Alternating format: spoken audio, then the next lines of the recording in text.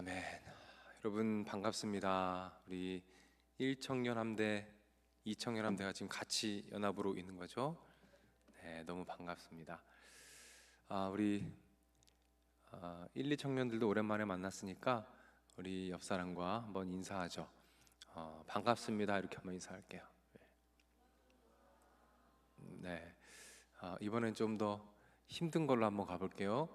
제가 좋아하는 인사말인데 당신의 외모에 상관없이 당신을 사랑합니다. 이렇게 한번 해보죠. 네, 좋습니다. 좀 더 힘든 걸로 가볼게요. 당신의 인격과 상관없이 당신을 사랑합니다. 인사해 볼게요.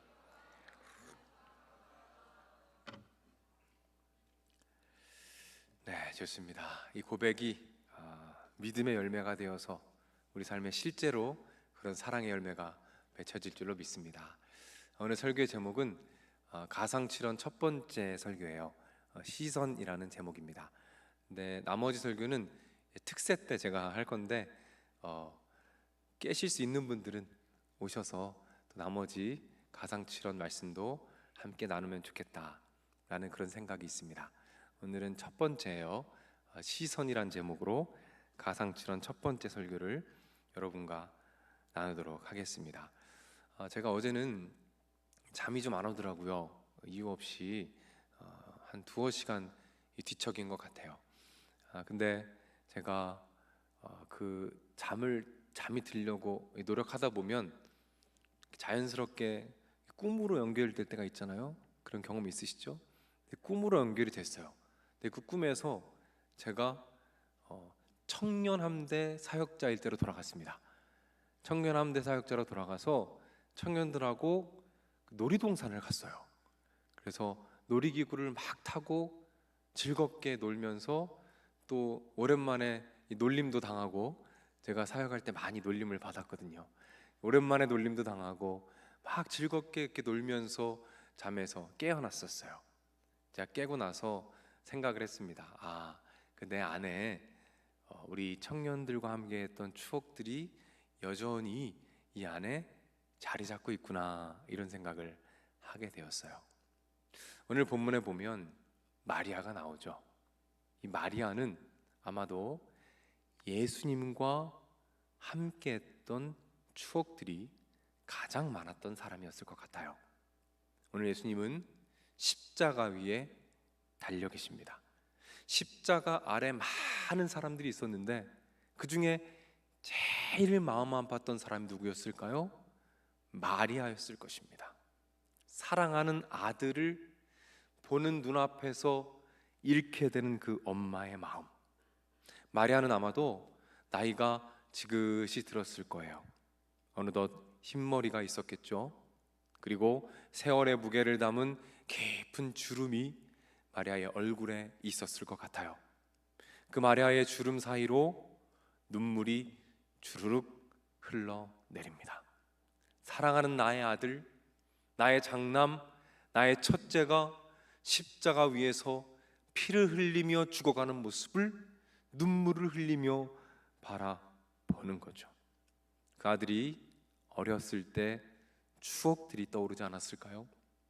그 아들이 구유에서 처음 태어나서 그 아들을 안고 그때 느꼈던 그 온기, 그리고 아들이 예루살렘에 함께 갔다가 그 아들을 잃어버려서 아들을 찾기 위해 우왕좌왕하고 놀랐던 그 에피소드들, 그리고 이제 예수님이 장성해서 어느덧 청년이 되어 이제는 하나님의 사역을 위하여, 하나님의 나라를 위하여 사역을 시작하기 위해 집을 떠나가던 그날, 그 뒷모습을 바라보며 숨죽여 기도했던 그 시간들. 하나님, 내 아들 예수를 주님의 손에 맡깁니다.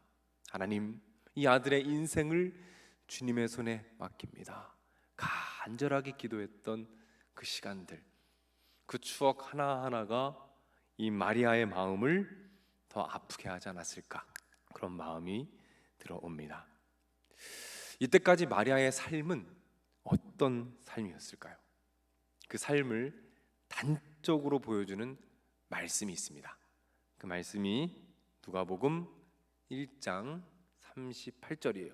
이 말씀을 화면을 보고 한번 함께 읽겠습니다. 마리아가 이르되, 같이 읽을게요. 시작하면 같이 읽어요. 자, 시작. 마리아가 이르되 주의 여종이오니 말씀대로 내게 이루어지이다 하매, 말씀대로 내게 이루어지이다. 이게 바로 마리아의 삶이었습니다. 하나님의 약속의 말씀을 붙잡고 살아갔던 인생이었어요. 하나님의 약속의 말씀을 붙잡고 어떻게든 말씀대로 살아가 보려고 발버둥 쳤던 인생이 지금 십자가 앞에 이 마리아의 인생이었다는 겁니다. 그런데 어떻습니까? 눈앞에 펼쳐지는 장면은 어때요? 자기의 아들이 처참하게 십자가에서 죽어가고 있다는 거예요. 말씀대로 발버둥 치면서 살아왔는데 나의 현실은 눈앞에서 아들이 처참하게 눈물을 흘리며 피를 흘리며 죽어가는 것을 바라보고 있다는 겁니다. 그 마음속에 이런 절규가 있지 않았겠습니까? 하나님 이게 뭡니까? 이게 말씀대로 살아온 그 결과입니까? 말씀을 붙잡고 말씀대로 살아보려고 발버둥 쳤던 그 인생의 보답입니까? 결론입니까? 하나님의 약속의 말씀은 어디 있습니까? 하나님의 약속의 말씀이 힘이 있는 겁니까? 능력이 정말로 있는 것입니까? 라는 질문이 들지 않았을까? 그런 묵상을 해봅니다. 비슷한 질문과 절규 앞에 서 있던 한 사람이 있었어요. 그분은 한 선교사님이십니다. 이 토마스 선교사님이란 분이세요. 이분은 우리나라 최초의 순교자이십니다. 우리나라에서 복음을 전하시다가 처음으로 순교한 최초의 순교자예요. 이 토마스 선교사님은 원래 중국 선교사였어요. 그래서 중국 선교를 하다가 모든 것을 다 버리고 중국에 가서 선교를 하는데, 사랑하는 아이를 가진 사랑하는 아내가 아이를 잃게 됩니다. 그리고 그 잃는 과정에서 아내도 세상을 떠나게 돼요. 하늘이 무너지죠. 아내와 아이를 한꺼번에 잃고 너무 상심해 있었어요.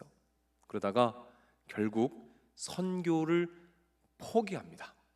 더 이상 선교를 하지 않아요. 그렇게 하루하루 지내는 가운데 어느 날부터 하나님께서 이 한국 땅에 대한 비전을 주시는 거예요.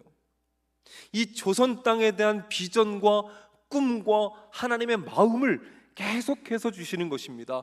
다시 일어나기 시작했어요. 다시 꿈을 꾸고 다시 일어나서 이 한국 땅, 조선 땅을 품고 다시 선교사로 일어섭니다. 그동안의 좌절과 절망, 그리고 아내를 잃은 아픔을 뒤로하고 이제 일어나서 다시 선교를 꿈꾸며 이제 배를 타고 한국으로 향합니다.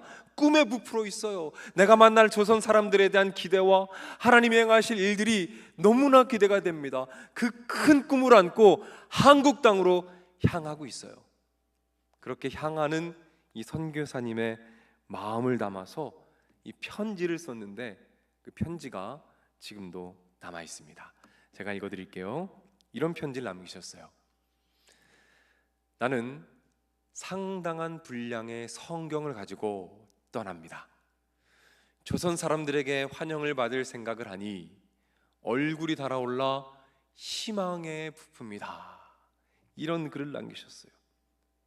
아내를 잃은 아픔을 뒤로하고 조선 선교에 대한 꿈을 꾸고 사람들에게 환대를 받고 말씀을 전하며 복음의 열매를 맺을 것에 대한 기대와 꿈과 소망에 가득 찬 그 젊은이가 배에 타서 한국 땅을 향해 열심히 달려고 있습니다. 그런데 기대했던 환대는 없었습니다. 그 배가 도착하자마자 그 배는 한국 사람들에 의해서 공격을 받게 돼요. 그리고 불타게 됩니다. 이 선교사님은 한국 땅을 밟자마자 그 자리에서 순교하게 됩니다. 어렵게 마음을 다잡았어요. 큰 슬픔을 딛고 일어났습니다. 다시 시작했어요. 그리고 한국 땅을 밟았습니다. 그런데 어때요? 시작도 못 해보고 그냥 그렇게 죽음으로 끝나버린 거예요. 우리가 이런 상황이라면 어떤 마음이 들까요?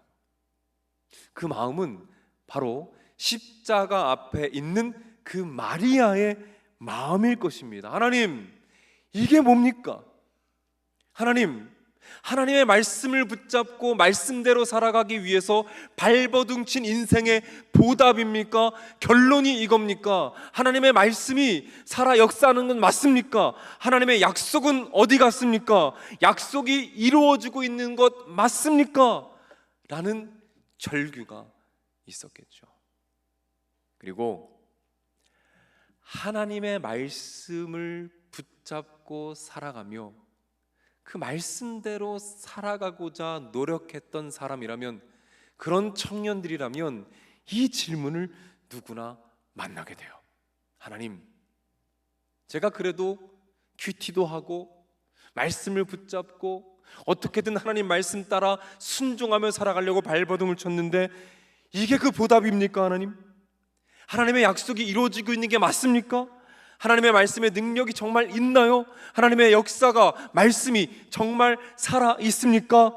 라는 질문. 만약 그렇다면 왜 내 인생은 이렇고 이 세상은 왜 지금 이 모양입니까?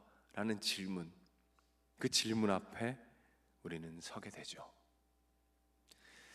이런 질문을 가지고 지금 마리아가 눈물을 흘리며 십자가 앞에 엎드려 있었을 거예요. 그때 그 십자가 위에서 예수님의 시선이 한 여인에게로 향하게 됩니다. 그 여인이 누굴까요? 네, 바로 마리아입니다. 자신의 어머니 마리아에게 시선이 향하게 돼요. 그리고 예수님께서 어머니를 부르십니다. 그런데 그 부르시는 호칭이 굉장히 독특해요. 어머니를 어떻게 부르셨는지 우리 화면을 보고 한 목소리로 읽겠습니다. 시작. 자기 어머니께 말씀하시되 여자여 보소서 아들이니이다 하시고, 엄마를 지금 뭐라고 부르고 있어요? 여자여라고 부르고 있습니다. 어머니를 부르는데 여자여라고 부르고 있어요. 왜 어머니를 여자여라고 불렀을까요? 학자들이 공통적으로 하는 이야기가 있습니다. 이 여자여라고 부른 것은 구약에 한 말씀이 있는데 그 말씀을 염두에 두시고 여자여라고 부른 것이다 라는 의견이에요. 그 염두하신 말씀이 바로 창세기 3장 15절입니다. 이 말씀을 우리 한 목소리로 읽겠습니다. 시작.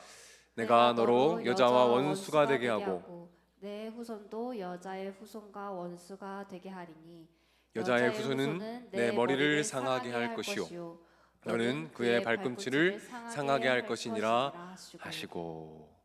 여러분, 이 말씀은 선악과 사건 이후에 하나님께서 주신 말씀이에요. 하나님께서 장차 오실 구원자, 장차 오셔서 사탄의 권세를 무너뜨릴 그 구원자를 미리 희미하게 보여준 예언의 말씀입니다. 원시복음이라고 우리가 부르기도 해요. 미리 오실 구원자를 미리 보여준 말씀이에요. 이 말씀에 보면 여자의 후손이 나옵니다. 여자의 후손이 무슨 일을 하고 있습니까? 사탄의 머리를 상하게 해요. 사탄의 권세를 완전히 무너뜨린다는 것이죠. 그 여인의 후손이 누구입니까? 예수 그리스도라는 것이죠. 예수님께서 이 땅에 오셔서 십자가의 능력으로 사탄의 모든 권세를 완전히 무너뜨리실 것을 예언하고 있는 거예요. 자, 그러면 여자는 누굽니까? 마리아가 되겠죠. 여인의 후손, 여자의 후손이 예수님이시고 그 여자는 마리아가 되는 것입니다. 예수님께서 굳이 어머니를 여자여 라고 부르신 이유는 바로 이 말씀을 염두에 두신 것입니다. 이렇게 말씀하시는 거예요. 어머니가 바로 그 창세기에 예언되었던 바로 그 여자이십니다. 그리고 나 여인의 후손 예수가 그 창세기에 예언되었던 어머니의 아들 여인의 후손 그 메시아 예수, 내가 그 사람이 맞습니다 라고 선포하고 계신 거예요. 여러분, 이게 어떤 의미입니까? 바로 이런 의미입니다. 어머니, 창세기에서 하나님의 약속이, 그 창세기에 예언되었던 그 하나님의 약속이 당신을 통해 지금 이루어지고 있는 것입니다. 맞습니다. 하나님의 약속이 지금도 계속해서 이루어지고 있는 것입니다. 지금 패배하는 것 같지만, 지금 지는 것 같지만, 잠깐 후퇴하는 것 같지만 아닙니다. 그 약속은, 그 예언의 말씀은 당신을 통해서 지금도 이루어지고 있습니다 라는 말씀을 하고 계시는 거예요. 그래서 지금 당신의 고통은, 당신의 눈물은, 당신의 아픔은 말씀대로 살아가려고 발버둥 쳤던 그 인생과 그 숨결과 그 순간순간은 절대로 헛되지 않습니다. 그 말씀을 어머니께 하고 있다는 것이죠. 우리는 이 장면에서 두 가지를 깨닫게 돼요. 첫 번째는 예수님의 시선은 누구를 향해 있습니까? 말씀대로 살아가고자 발버둥 치는 청년들을 향해 있다는 것입니다. 또 한 가지는 무엇입니까? 그 시선을 통해서 여러분들에게 말씀하고자 하시는 거예요. 사랑하는 나의 청년들아, 지는 것 같지만, 멈춘 것 같지만, 때로는 후퇴하는 것 같지만 아니란다. 이 약속의 말씀은 지금도 이루어지고 있단다. 말씀대로 살아가 보려고 발버둥 치는 그 거룩한 몸부림을 통해서 나의 약속이 지금도 성취되어 가고 있단다. 이 확신을 주기 원하신다는 것입니다. 예수님의 시선이 우리 1청년함대, 2청년함대에게 동일하게 향하고 있음을 믿으시기를 바랍니다. 아멘 한번 합시다. 믿으시기를 바랍니다. 네, 감사합니다. 제가 말씀드린 토머스 선교사님 이야기를 조금 더 할게요. 선교사님이 탄 배가 공격을 당하기 시작했어요. 배에 불이 붙습니다. 아수라장이 됐어요. 사람들은 자기 목숨 하나 구해보려고 발버둥을 치고 있습니다. 그때 이 선교사님께서 하신 것이 있어요. 그 아수라장 가운데 이 선교사님께서 하신 것이 있어요. 그게 무엇인지 아십니까? 어눌한 한국말로 외치기 시작하셨어요. 땅에 있는 조선인들을 향해서 이 선교사님이 외치기 시작했습니다. 뭐라고 하신지 아십니까? 예수, 예수, 예수라고 외치셨어요. 그 불타는 배 안에서, 죽음의 위협 앞에서 그 땅에 있는 조선인들을 향해서 예수님의 이름을 계속해서 외치십니다. 자료에 따르면 그 사람들이 들을 때는 그 소리가 야소, 야소 이렇게 들렸다는 기록이 남아있어요. 이 선교사님께서 예수를 외치시면서 했던 행동이 있습니다. 그게 무엇이냐면 바로 자신이 가지고 간 그 성경책, 그것을 들고 땅으로 그 성경책을 던지기 시작하셨어요. 예수의 이름을 부르면서 있는 힘을 다해서 그 성경책을 땅으로 조선인들을 향해서 던지기 시작하십니다. 있는 힘껏 할 수 있는 최선을 다해서 최대한 많은 성경책을 그 땅에 뿌린 거예요. 그 마음에 어떤 확신이 있었을까요? 저는 확신합니다. 나는 죽어 없어질지 몰라도, 나의 몸은 불타 사라질지 몰라도 이 하나님의 말씀은, 이 약속의 말씀은 이 조선 땅에 심겨져서 분명히 열매 맺을 것이라는 그 확신이, 그 믿음이 이 선교사님 마음 안에 있었다고 저는 믿어요. 그리고 이 선교사님은 칼 앞에 서게 됩니다. 이 선교사님을 죽인 그 사람의 이름이 박춘권이라는 사람이에요. 그 사람이 몇 가지 증언을 남겼는데 그 박춘권이라는 사람이 남긴 증언이 이 토마스 목사전이라는 책에 나옵니다. 이게 뭐라고 증언을 했냐면, 제가 읽어드릴게요. 내가 칼로 찌르려고 하자 그는 두 손을 마주잡고 무슨 말을 한 후에 표지가 붉은 책을 가지고 웃으면서 나에게 받으라고 권했다. 그래서 내가 죽이기는 하였으나 그 책을 받지 않을 수가 없었다. 이런 증언을 합니다.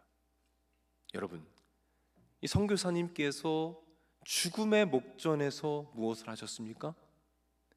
두 손을 모으고 기도하셨어요. 무슨 기도를 하셨을까요? 저는 확신합니다. 분명히 자신 앞에서 자신을 죽이려고 하는 그 사람을 위해서 기도하셨을 거예요. 그리고 무엇을 하십니까? 미소를 지으며 성경책을 건네주시는 모습으로 인생을 마무리하십니다.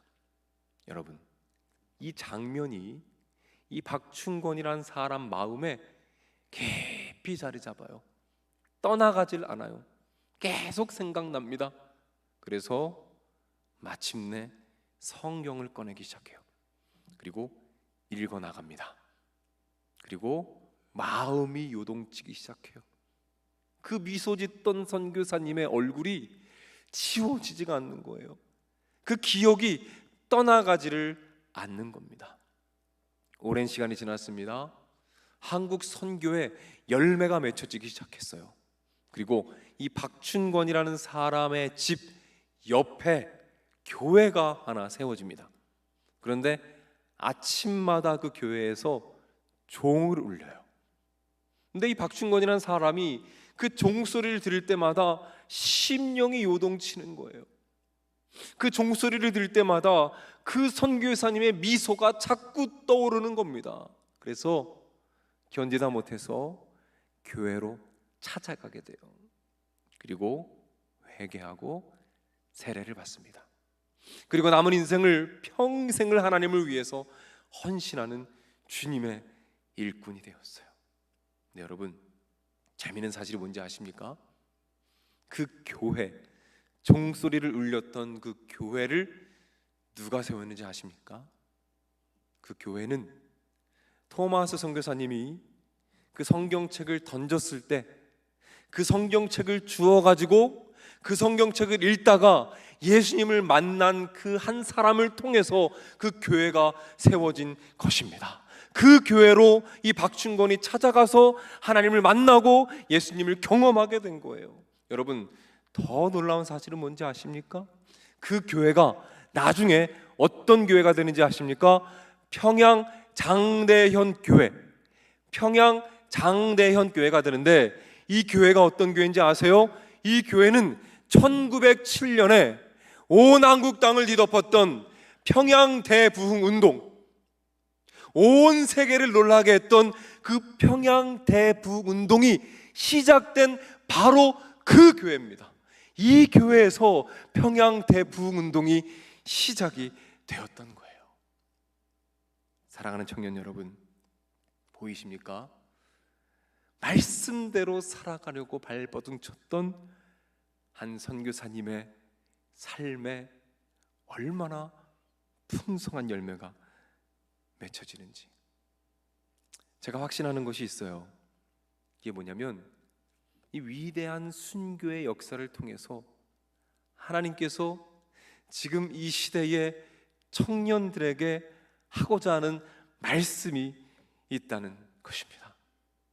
사랑하는 내 아들아, 사랑하는 내 딸들아, 나의 사랑하는 청년들아, 그의 죽음이, 그 선교사의 죽음이 외롭고 헛된 죽음이라고 생각하느냐?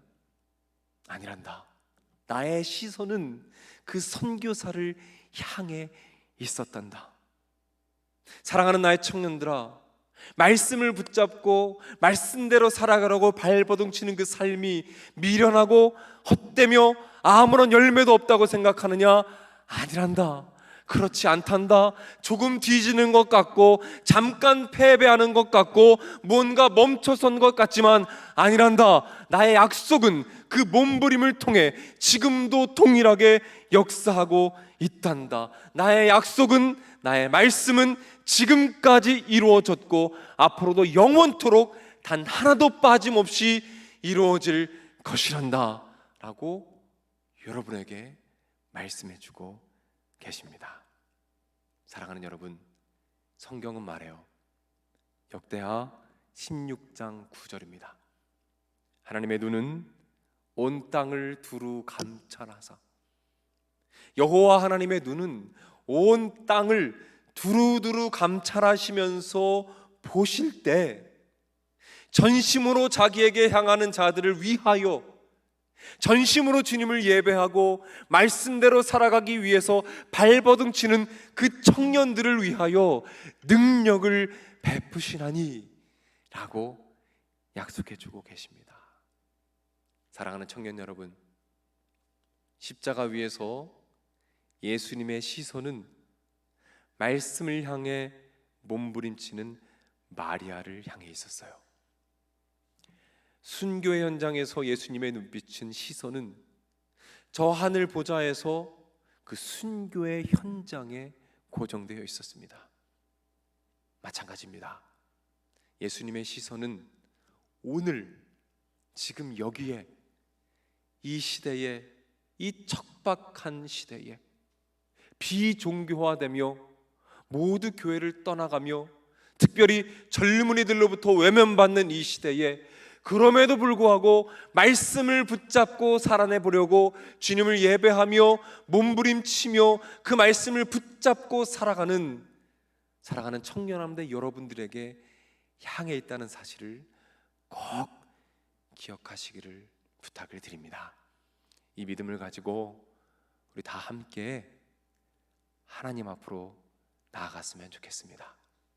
말씀을 붙잡고 어떻게든 말씀대로 살아가 보려고 몸부림치는 그 현장에 예수님의 시선이 머물게 될 거예요. 그리고 그 시선은 여러분의 몸부림과 함께 아름답게 조화되어서 큰 열매와 은혜로 나타나게 될 것입니다. 이 은혜를 마음 깊이 누리며 승리하시는 우리 청년 함대가 되기를 주님의 이름으로 축복합니다. 특별히 오늘 성찬을 할 때에 이 은혜가 더 마음 깊이, 더 풍성하게, 선명하게 새겨지는 은혜가 있기를 축복합니다. 기도할게요. 하나님, 오늘 사랑하는 청년들에게 말씀을 전할 수 있는 기회를 주시니 감사를 드립니다. 하나님, 이 어려운 시대에 이 청년들이 교회를 떠나가는 이 척박한 시대에 우리 청년함대 청년들을 이 교회에 그리고 하나님 나라에 남겨주시니 너무나 감사를 드립니다. 말씀대로 살아가려고, 말씀을 붙잡고 살아가려고 몸부림치고 발버둥치지만 때로는 후퇴하는 것 같고 때로는 내가 원하는 만큼의 진전이 일어나지 않아서 마음을 찢는 청년들이 이곳에 있다면 주님 찾아와 주시고 말씀해 주시어서 그 예수님의 시선을 느끼게 하시고 누리게 하셔서 그 몸부림을 통해 역사하시는 하나님의 놀라운 은혜를, 그 약속의 성취를 매일매일 누리며 살아가도록 주님 인도하여 주시옵소서. 성찬의 자리로 나아갑니다. 성찬을 통해서 이 은혜가 더 깊이 깊이 새겨지도록 주님께서 축복하여 주옵소서. 예수님의 이름으로 기도드립니다. 아멘.